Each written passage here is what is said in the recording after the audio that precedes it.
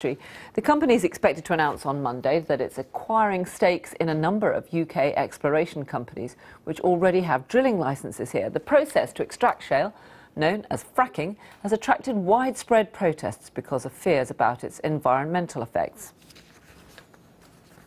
Well, with me now is Christian May from the Institute of Directors. Thank you very much indeed for coming to talk to us. How significant do you think this French investment is?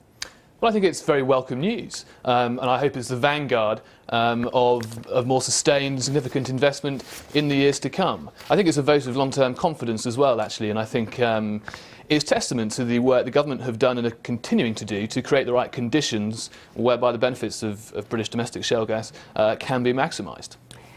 Is it perhaps a little worrying that it is overseas investment which is ensuring that this process goes ahead, whereas British companies seem to be pretty reluctant to get their fingers burnt?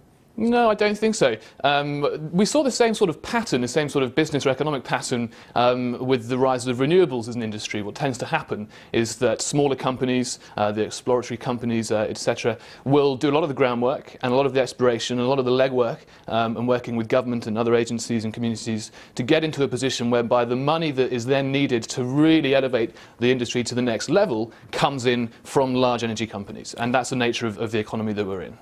At the moment, we're at the stage of exploration for this kind of fuel, and an awful lot of people, an awful lot of local communities are saying they simply don't want it going on in their areas because of the concerns about tremors, about leaks, about pollution and so on. Do you understand that?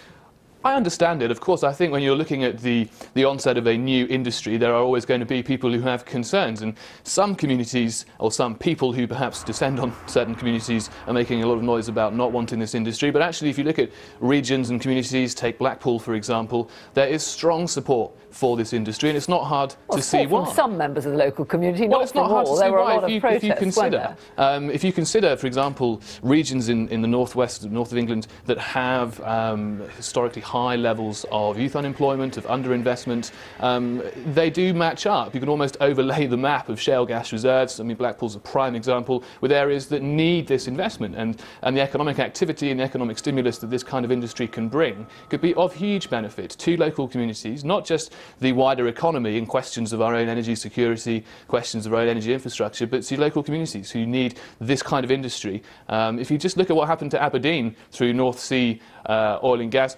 I just think it's fair to say that communities like Blackpool, other parts of the country, deserve a chance of that kind of stimulus. So the government should look at the economic benefits and forget about the environmental impact and the fact that this sort of industry does have a significant impact on the landscape where it's carried out.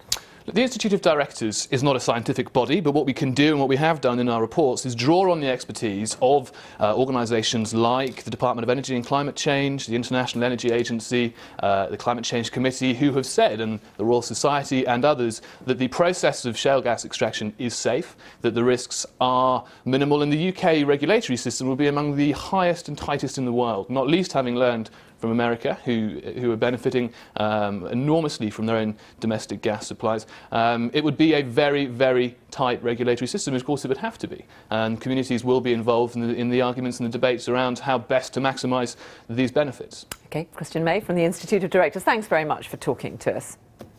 Now, with the time